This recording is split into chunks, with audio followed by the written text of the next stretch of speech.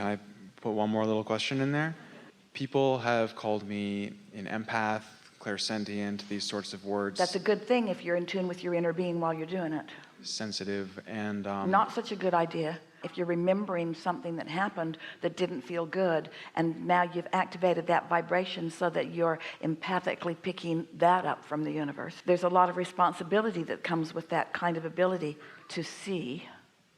Beyond meditation, are there any practices or advice that you'd give to be able to maintain a better focus on my, like, sometimes I lose what, like in a room like this with all these people, sometimes I don't know what's me and what's all the other people, and I'd like to be able to feel me and be solid in me, and then go out in the world and experience contrast and make choices and play. That's really good self-advice, to hook up with who you are and then go play. But most people look around, lose who they are, then try to play and don't have fun, and then regret it later, as you were doing. So what was your question? Is there something beyond meditation that you could do? Yeah. Yeah, there's one thing. Care how you feel. And because you care how you feel, catch it early. So when you find yourself leaning in the direction of something that doesn't feel so good, don't allow the momentum to get going.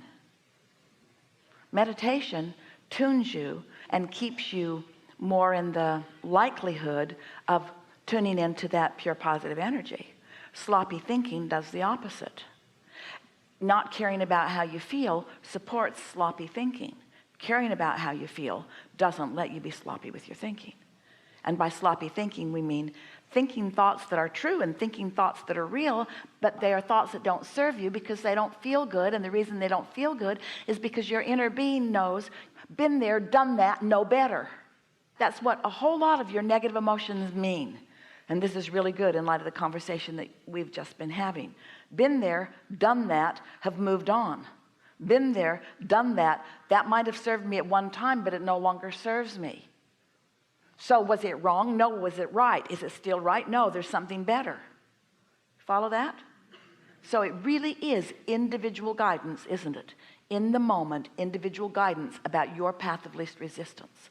And that's why being empathetic to the vibrations of the world is not really the best thing to be doing all the time until you have really identified and isolated and practiced and own a steady vibrational alignment with who you really are. Once you got that, then you can go play anywhere. If you're not owning that, and then you're out in the world and you're picking up on this and that and this and that and this and that and this and that and this and that, then you're not steady and you're not helping. So the hesitance and the wobbliness will fade away as I get solider and solider in caring about how I feel good. The thing that's nice is through meditation and through some practices that we talk about here, you can get really solid, and then you can go out and play and stay solid, stay tuned in. But if you're not solid and you just go out and play, then the vibration that is the most dominant is the one that you're likely to pick up on, because you've got that empathy going, you see. So when we are in a room like this with all of you, and it is our intention to have a meaningful discussion that will answer as many of you and take as many of you on your path of least resistance as is possible in a moment in time, we have awareness of both your desires and where you are in relationship to it. Yes? And so as we have that awareness of what you want and where you are, it's very easy for us to speak, to guide, to flow, and then empathetically to see how it moved you. But the difference between our empathy, which is really helpful and necessary, and sometimes what you were describing and what most humans, is that we always only are leaning toward your newness, your evolution. We're never looking back. We are never defending or justifying or supporting the things that you worry about. We're always moving toward what you have become. And that's because we are most empathetic with who you've become. And why is that? Because we've practiced it. Because we're tuned to that. Because that's what's natural to us. It's what's natural to you too. But your physicality has sort of dissuaded you from that a little bit. And think about why. Here's an analogy. We know you've heard this before, but it really is a good basis here. So humans sort out the world in terms of manifestations. And they put those people and those manifestations into piles, and they label them political names or religious names or social names, and they call them good and bad depending upon their perspective. So there's all these piles of people that are pigeonholed and cataloged by those who look on, other humans who look on.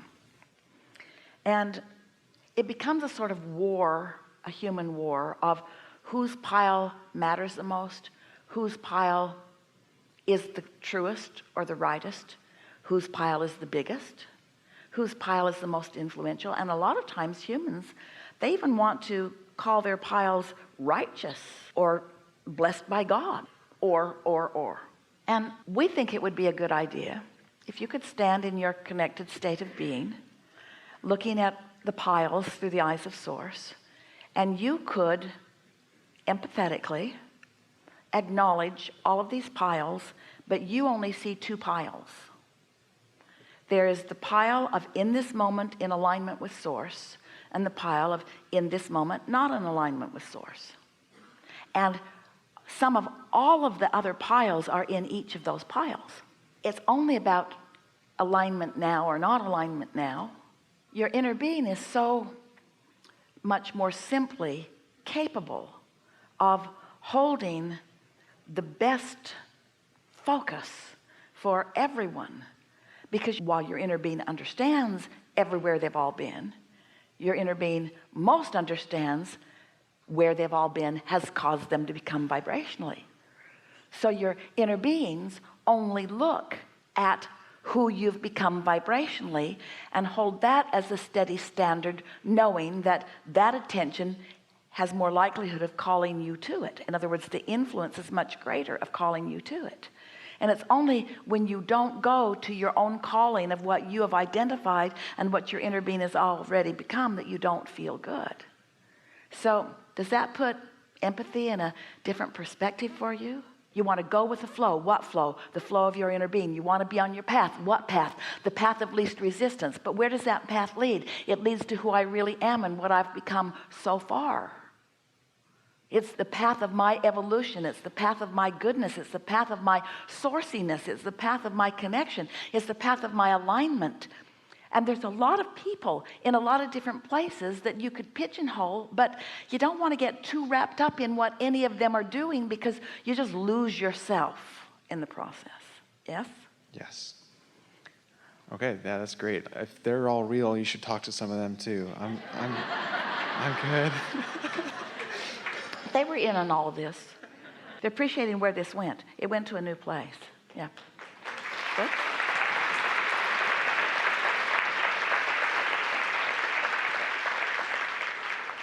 What do you think about that?